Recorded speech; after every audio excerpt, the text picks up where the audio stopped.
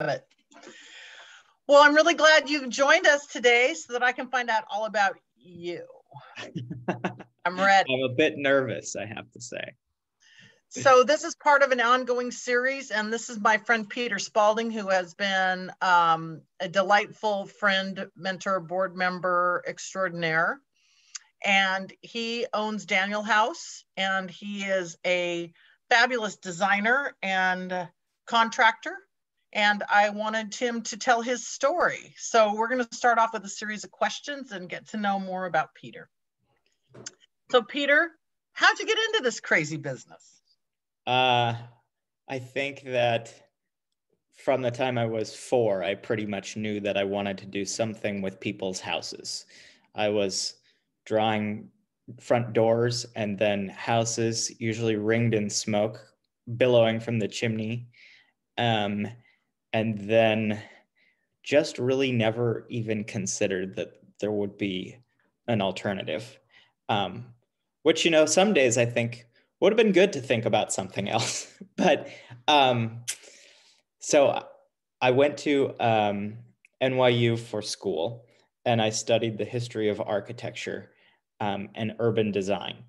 And that was like the best preparation ever, because most of my classes were, let's walk the streets of NYC and look at beautiful buildings and draw them, and then go inside of them.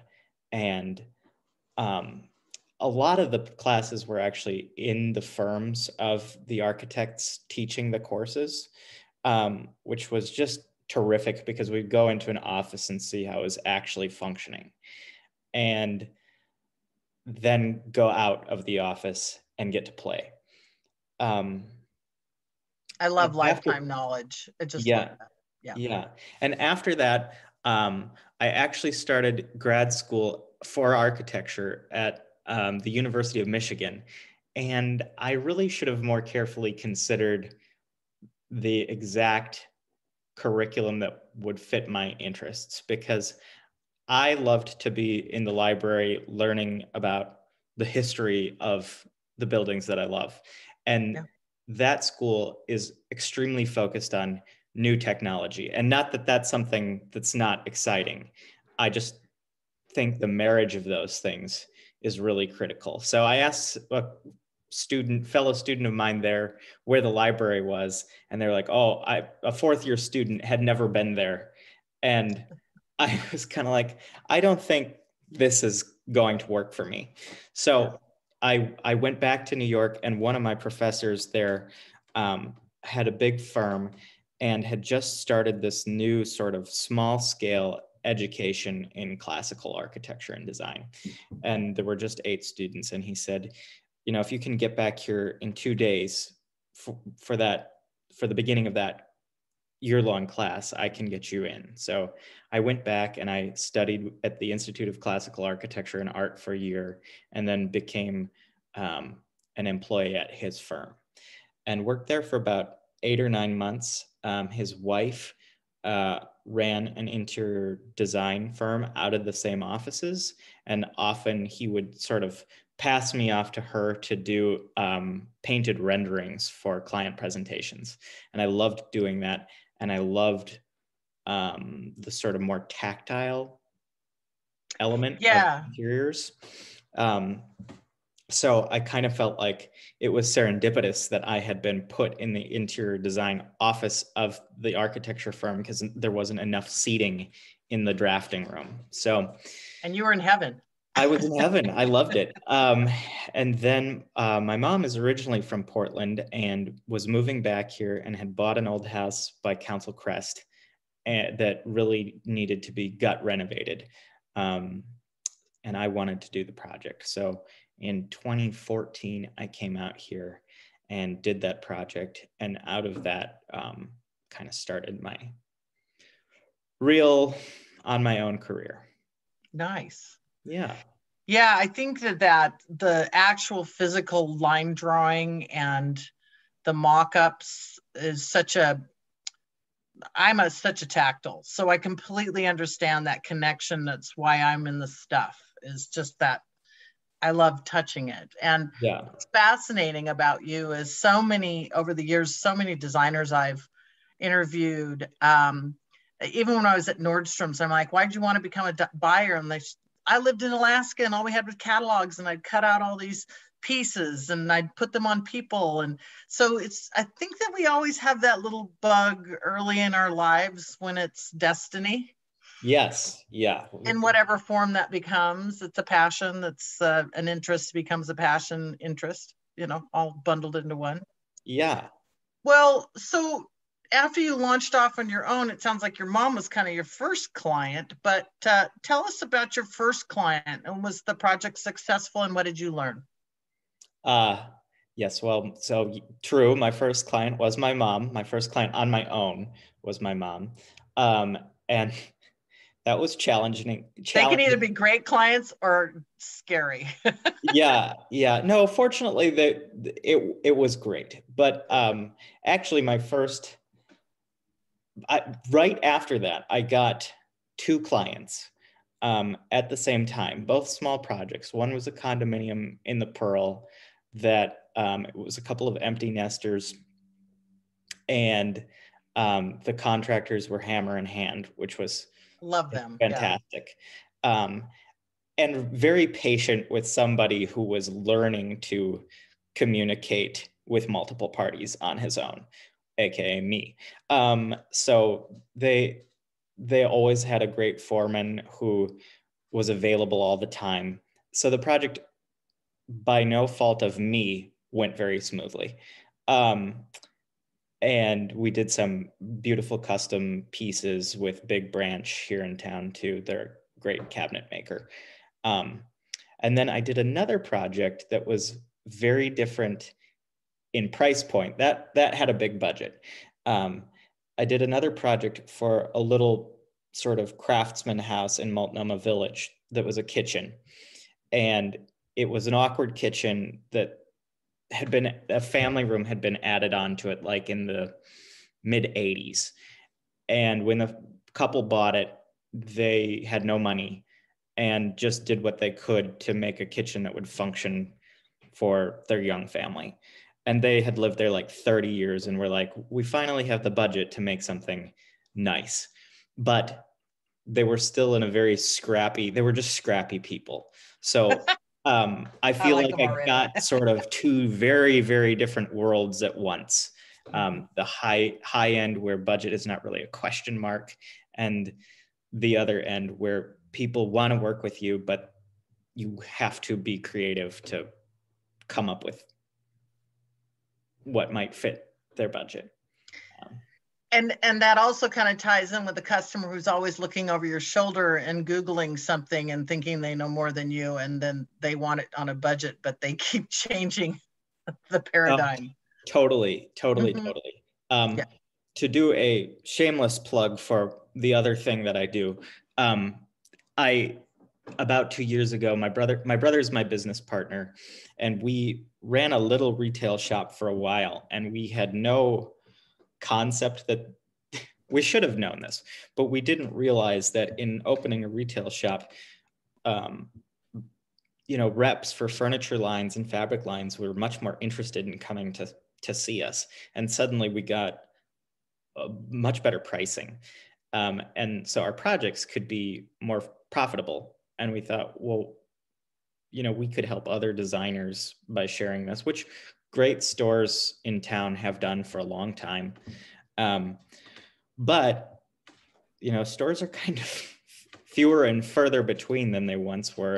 And sales really, in a lot of ways, have moved online, whether we want that to be the case or not. So my brother and I kind of created a branch of our business called danielhouse.club, which allows designers to shop online, allows designers to send their clients to that online resource and see an MSRP price, and then log in and get their price, which is really a great price, so that they aren't getting shopped in the same way that we're accustomed to a client just turning around and believing that they can find it.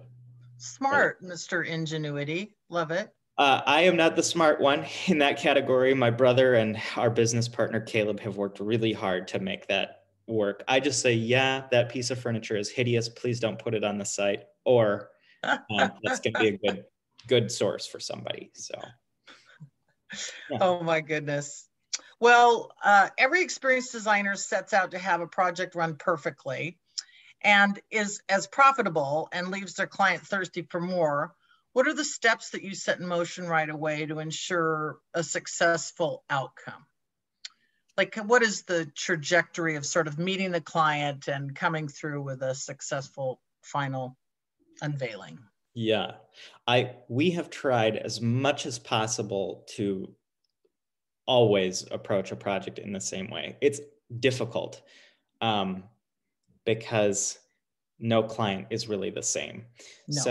So some clients are going to be comfortable with like an hourly billing. Some clients are going to be able to digest a flat fee for a project, and some want you to work some other way. And one thing we try to do is not do any of that flexing back and forth, because our job is not being accountants. So we have to do that kind of stuff. But from the onset, I usually try to say, this is how we can work well with you. And if that's not going to work for you, I would love to help in some other way, but it might be better for you to go and work with somebody who can really meet those requirements that you have. Well, I just try to set expectations really clearly. I always say, I'm not somebody who, I am envious of designers who can do this, but I cannot walk into somebody's home and be like, this is what we're going to do. I need to go away and I need to think about the problems they've presented me and come back with a couple of plans, usually one plan. And I really say, it's nice to meet you. Here's our contract. Look it over. Let me know what questions you have. Often I read the contract through with them. Um, and we're able to make some changes in this, but not too many. And then I say, now we're going to have maybe one more meeting where we get to know each other a little bit more in depth. And then I'm going to come back with a presentation in 8 weeks.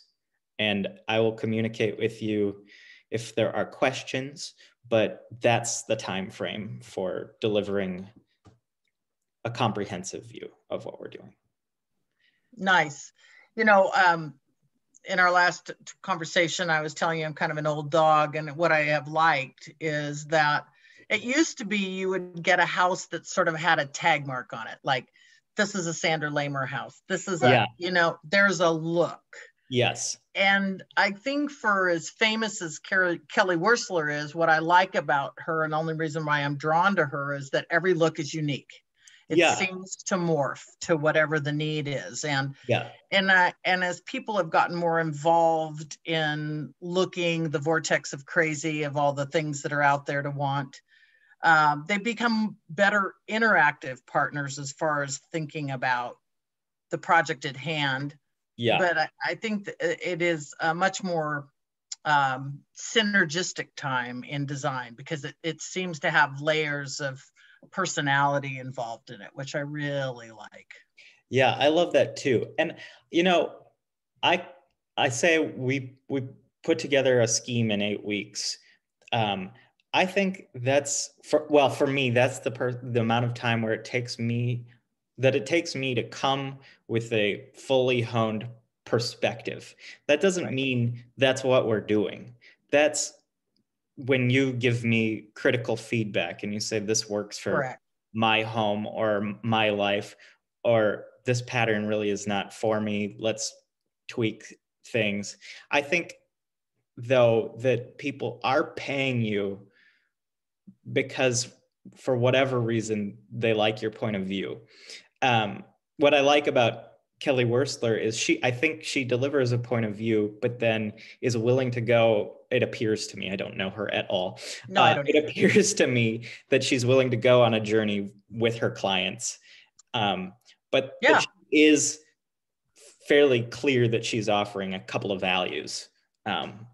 And she's also interested in the reuse of things, and the style is not, you know, she's not all mod, she's not all cowgirl, she's not all reuse. I like Beautifully the mixed. diversity of, yeah. And Yeah. she's just one name to mark a few, but I think really in the advent of older design, you know, in the advent of newer design against the old, is that she's really an earmark for the kind of breadth of looks and tastes and designs that you can bring forth while really listening Yeah. to your Yeah. client. Yeah. And again, I think that they hire you because sometimes I meet people all the time who don't even know their favorite color, and it's shocking to me. It's much easier to ask somebody. People are way more aware of what they don't like than what they Yeah. like. Yeah. I often start a project with asking what you hate, because people are ready with that information. Yeah. That helps. Yeah. Well, so are there any processes that you've implemented between you and a client that you thought would make things more successful than they have or have not? What has been revolutionary in sort of your process that maybe has come on board that you feel is a more successful way to create that synergy? And you kind of talked about it a little bit before, like you give them in 8 weeks, which I think is also like, don't call me before 8 weeks. This is going to be 8 weeks. it's the gentlest way you can say. Yeah. Some processes that I've implemented that I thought would be great. Well, for a while I was listening a lot to Kimberly Seldon. I don't know if you are familiar with her, but she has a podcast that's a sort of about the business of design. And I know for a fee, she shares her contracts and things like that, which I imagine would be super helpful. But she sort of had like I don't remember, an 8 or 10 step process or something. And we kind of tried to implement something like that. And I found that, I don't know if it's my personality, I'm not overly good at super detailed processes. I kind of more painterly in the way that I work. So sometimes I would set out a process that I think another designer might be really successful with. But for me, it just seemed to create too many limitations on the way my client and I could communicate. Another thing is I had a great project manager a few years ago that I loved, but who was adamant, Peter, you really shouldn't text your clients. You're going to be better off, if you limit the ways of they can communicate with you, which I think is valuable. And I think, but our clients are accustomed to talking that way with the people they interact with all the time. So sometimes you need answers quickly, or they need answers quickly. So I have gone back to texting with my clients because, you can be waiting 3 days on a reply to an email and you don't have time. You don't have time. And sometimes she's just like, was that blue or green? I can't remember, are we working with white or creams? Yeah. Where this becomes a problem is when it arrives and nobody remembers what it was because you put it in a text message. So the documentation. You need to go back and you need to document that. But maybe even a screenshot of that decision and put it in the file, kind of a thing. Yeah. But I know what you mean. I laugh all the time about all these ways to communicate, and we are worse than ever. It's just Well, we have too many channels. And people will call me and they'll say, I need to know about the slab, blah, blah, blah, and they ask me 5 questions, and I call them and give them a voicemail, and then they're like, yeah, don't listen to voicemails. I'm like, then you should have a stop sign on your voicemail. Yeah, unless you reach me in person, I'm not listening to you. Yeah. So we need to create better, stop and starts on how we deliver information. And I agree with you. I think that texting I remember when we went from phone and, you know, kind of that dialogue of writing and phone. And we went to emails. And I remember the company I was with, some people were really, this one guy had terrible email etiquette, and he'd just make you feel like you were thrown under the bus. Well, then texting comes along and you feel like you've been smacked in the head. You know? Yeah. Texting is kind of the lowest. It can be the lowest form for sure. One thing that does work for me, I will say, is I don't ever present ideas not in person. Good. I always go to the project and we present. When a new idea comes, we talk about it, because I want to see what their face is saying, which can be way more expressive than words.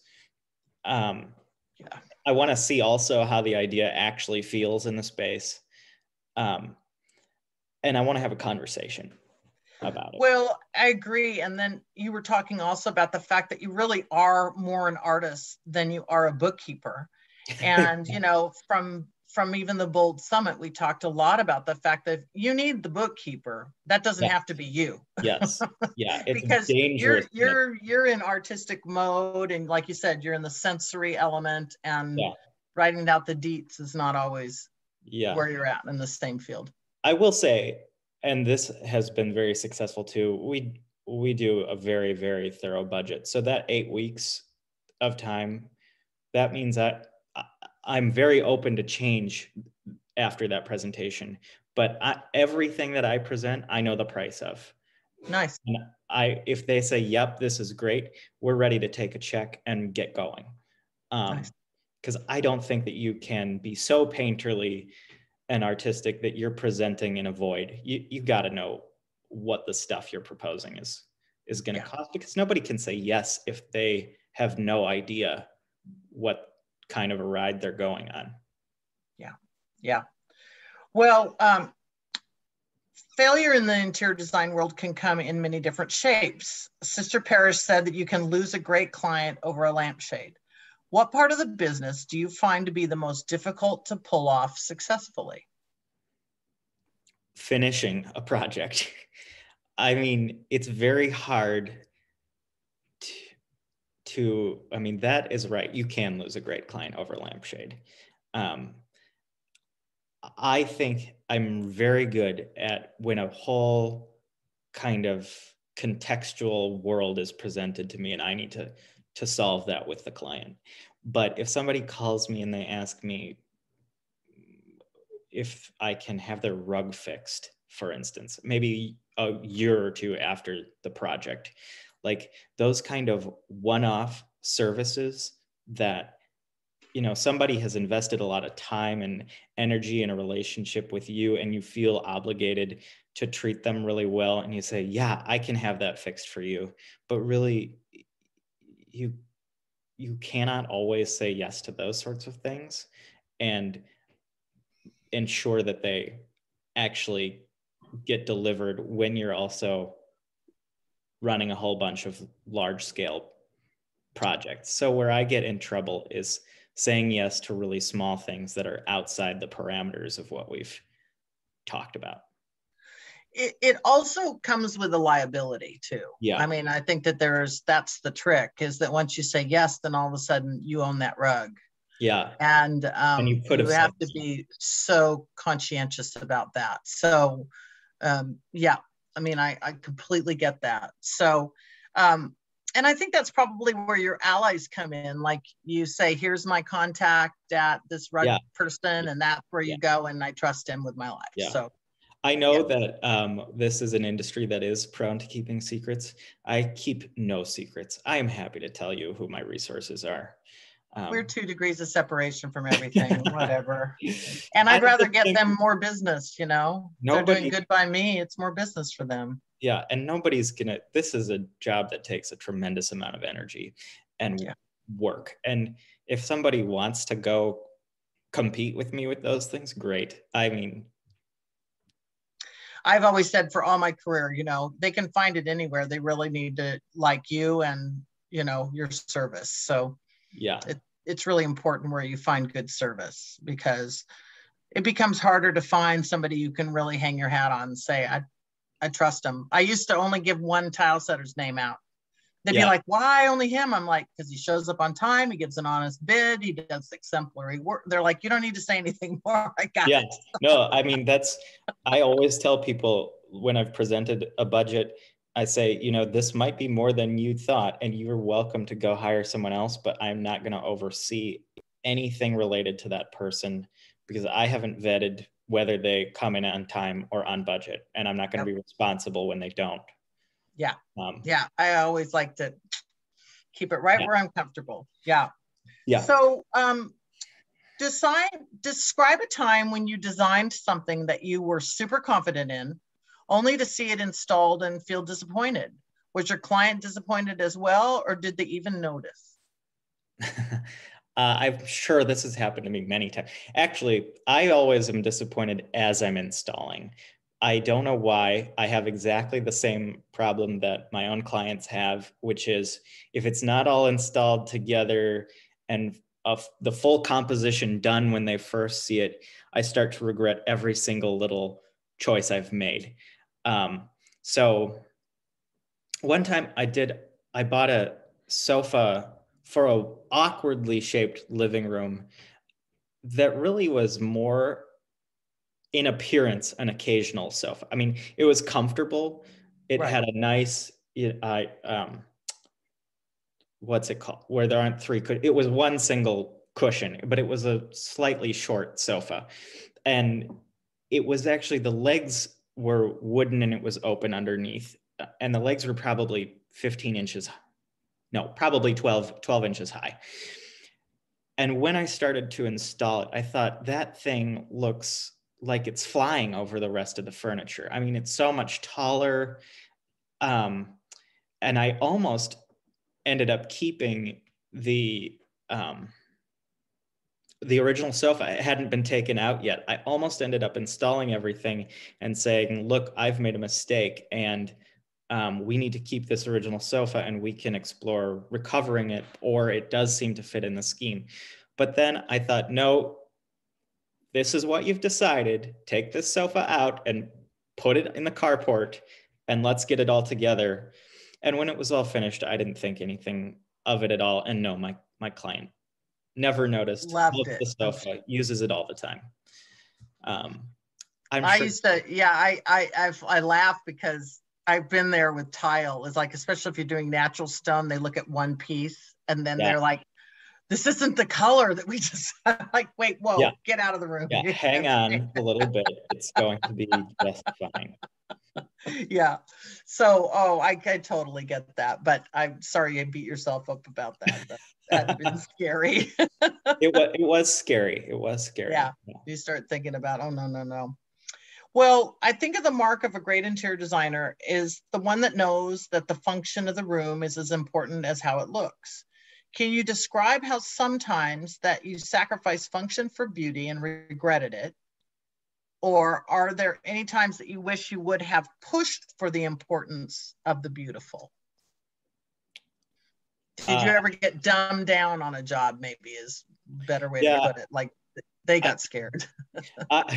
I'm very accommodating. I think I really want my clients to be happy. And I mean, it's very important to me how a project looks in the end. I do want it to be beautiful, but more than that, I want it to feel like it's their home. I don't want to create something that is actually too beautiful for the people to feel like they can come in and sit down and actually live there. I don't want them to feel like they need to assume a new personality to be in their house. So I have many, many times agreed to pieces that are already owned. And often that's great. I mean, I really don't like when somebody says, we're going to buy all new stuff. That to me is not a project that I'm not interested in. I want to figure out how to make it feel like we're using the things that people own, because I think a lot of times people own stuff because they care about it.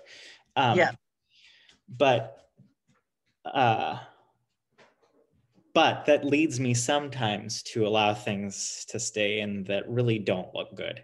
And I get it all done. And oftentimes I think the client becomes aware at that point that it doesn't look good. And then that begins a conversation about, well, we can get a new piece to make that feel finished. And that's okay. It carries the project on a lot longer than you hoped. But I think that's where I sacrifice beauty, is not like sternly saying, no, that has to go, which I think some people do. I'm just a moment. I'm sorry to interrupt you, but I have to think back on this moment in the Bold Summit when Julie Malloy talked about going to this customer's house and there was just this hideous old thing that they absolutely loved. Yeah. And so she took it and she told them that this thing had gone on a holiday. and she sent it out to be refinished, which certainly helped. But It was funny. She just kind of removed it from the space and made it go on a trip. Yep. Yeah, I've done things like that too. And I actually worked with a contractor on a project in Mercer Island for people who were wonderful people, but had a lot of stuff they wanted to keep, including a jetted tub from the house that they tore down. Mm-hmm. And you knew from the moment that contractor saw that there was no way that jetted tub was going to be in this house that he was building. And he just put it in a corner and allowed the builders to drop all of their stuff on it. And I really thought, that's not very nice. But in the end, that tub was never going in that house. Those people never would have wanted that. And it was no big deal. And we added a tub to the order and they didn't even think about it. In the early 2000s, everyone was doing that jetted corner tub. And I said, you know what this is going to be in 2 years? And they're like, what? And I said, a terrarium. Yeah, yeah, exactly. They call me, they go, we're ripping that thing out. We can't stand it. Yeah. I'm trying to think of a time where, what was the other version of that question? The function. Can you describe how sometimes that you sacrificed function for beauty and regretted it? I'm sure that I've done that. I can't think of it. Sometimes I design things in too much detail, like they're not flexible. I actually think the clients were really, really happy. But in that first condo that I did, I designed this built-in desk for them because there was no office space and because they both work from home all the time and they wanted to be able to sit next to each other and work. And they had already bought a sectional sofa. And so I was building around that thing.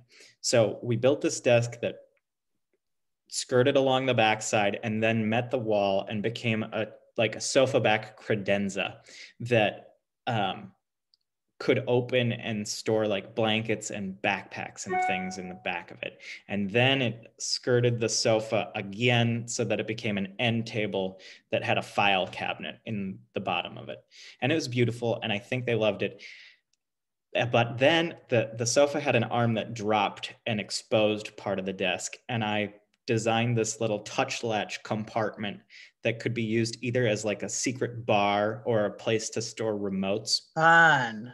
Yeah. It was really fun, but like actually one step too far.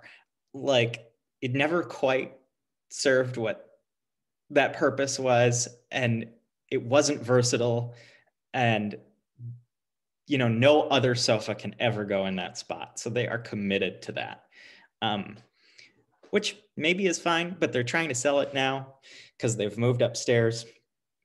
And I sort of think, should I have made that more flexible for them?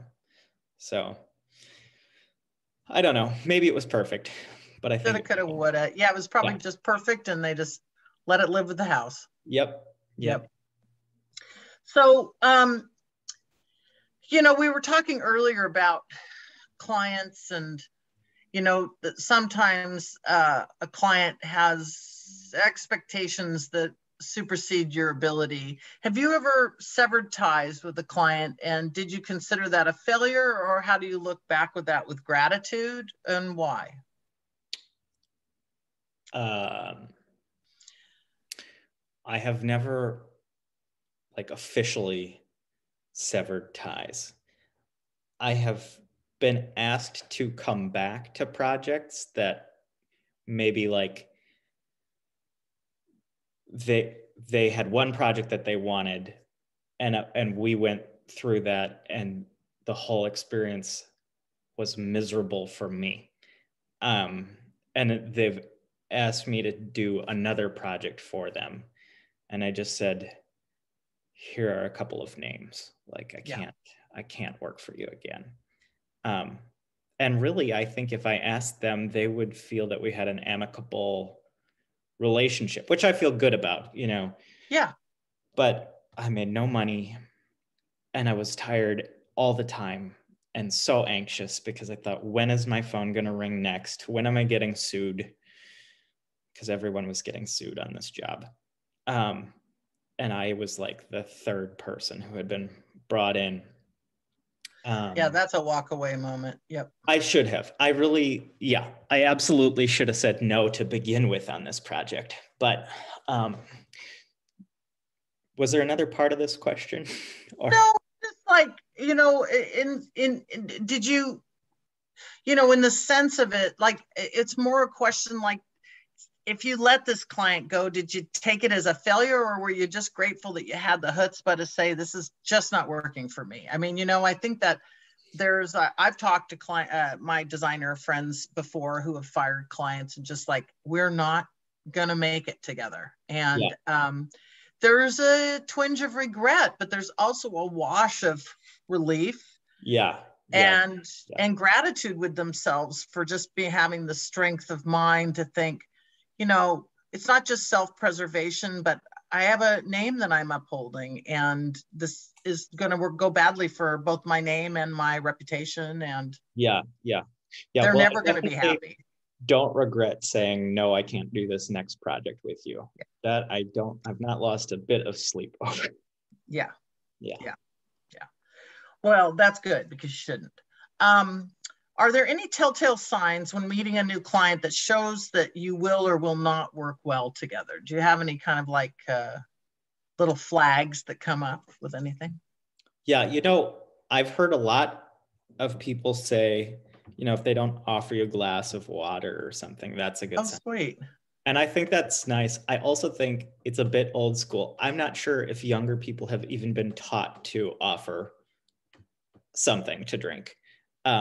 So I don't know that. I think that is a good identifier if you're working for, you know, over the millennial age. But I think it doesn't always work for super young people. There's something about the lost art of hosting that I find all the time. Like, even I'll go to an event, and the person sponsoring it just would be nice if they just introduced a few people and gave a common denominator, like, oh, you both are interior designers, or you both like flowers, or you both, you know, something like a conversation starter.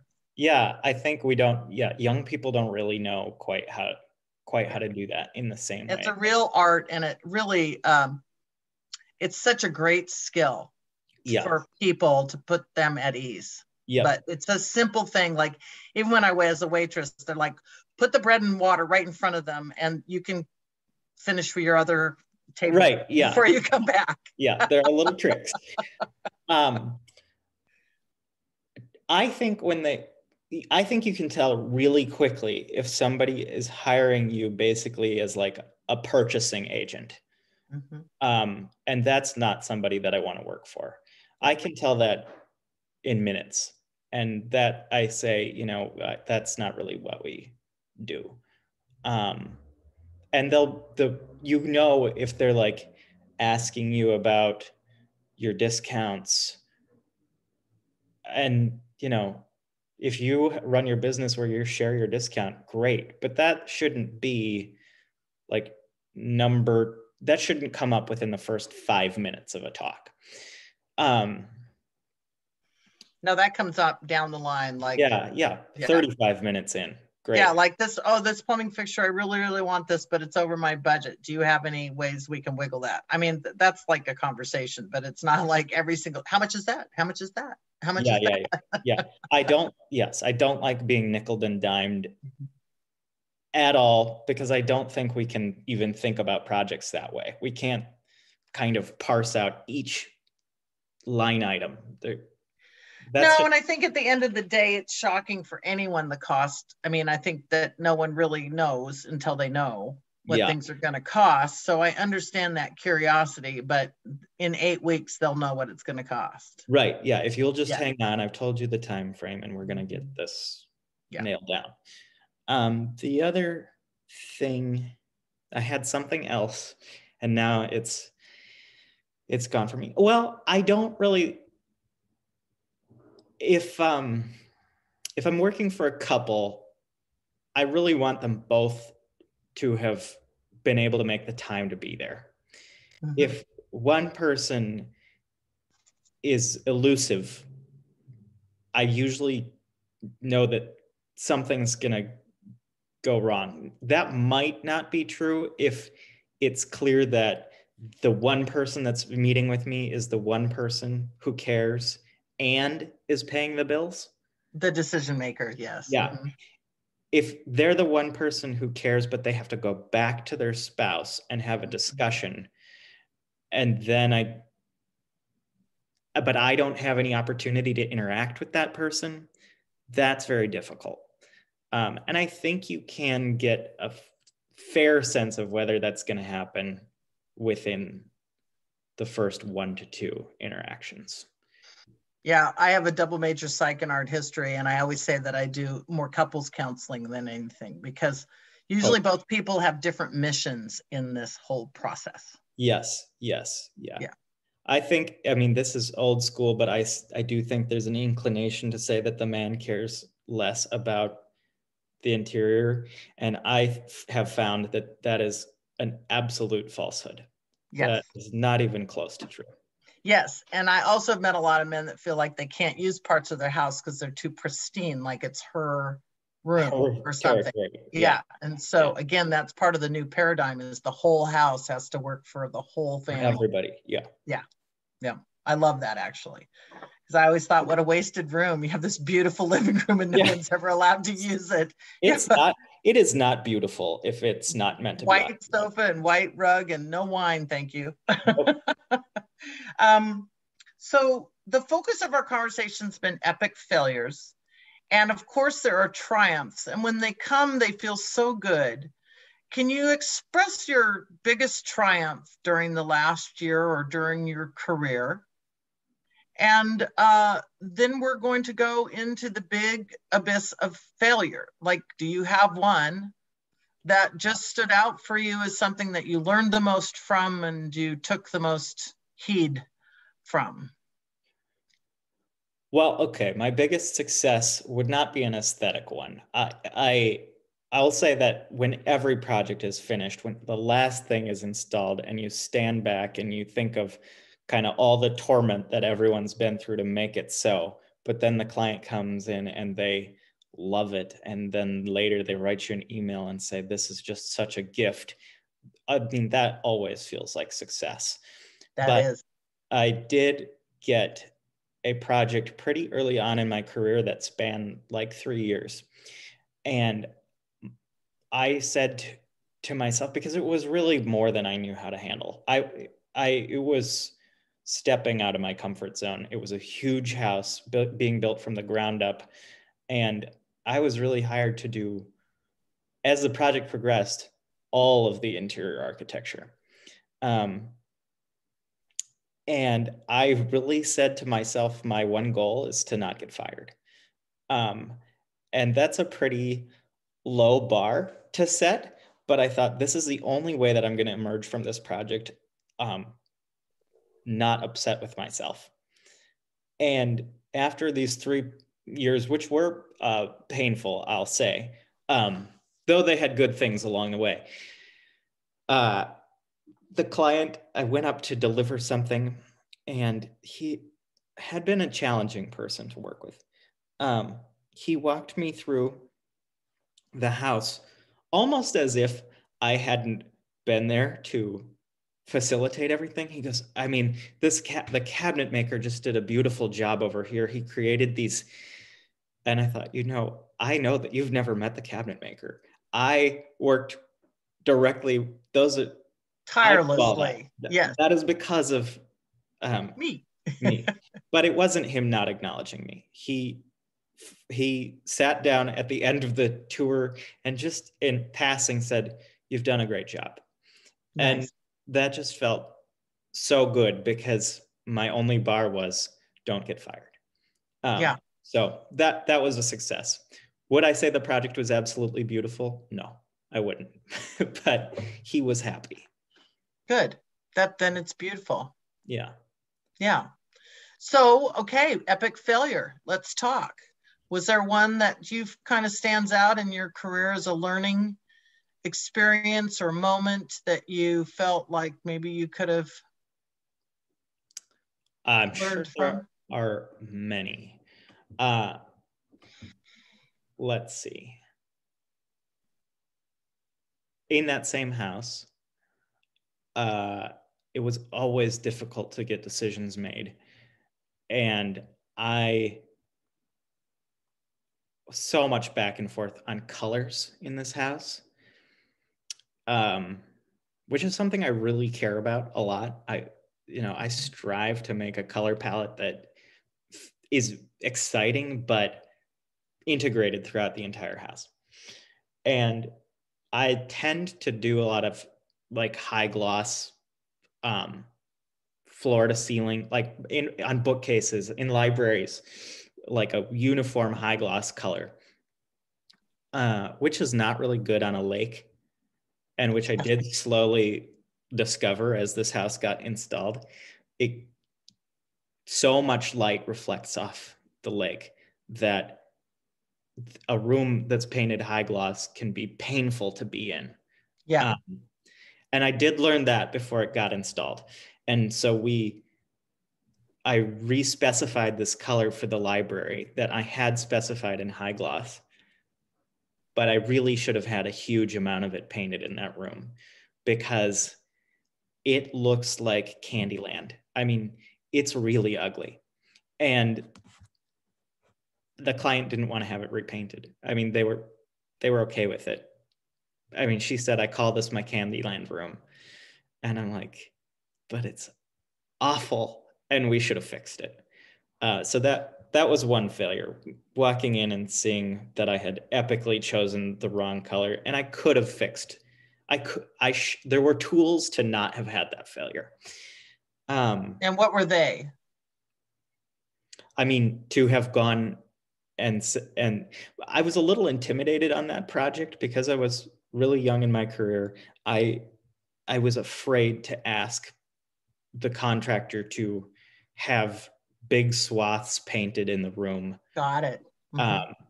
Because I didn't want to be this designer who's just like holding up the project, challenging it. I wanted to be accommodating, and I really should not have been. And you know what? The contractors notice when you've done an excellent job and it looks great when it's finished. And they also notice when you should have done something better. And those contractors did notice that I should have stopped everybody and said, "Hang on, this color is not right and we need to fix it," because they're taking pride in their work too and they want it to look great. Yeah. At the same times, I've had them make comments about things and I've been, shut your mouth. Oh yeah. We're not there. but yes, a little totally. bit of feedback. Yeah. And I go in a project before, or I have phone calls with people and I say, "You do not say this in front of the client. We are talking about this now and we're going to go in here and then we can have another conversation. But we can't have a client cry today because something went sideways or whatever. We're going to talk about this later." But they notice when you've achieved something great and they're excited to work with you again. If makes them look good and feel good. Great. And they make you look great. Yeah.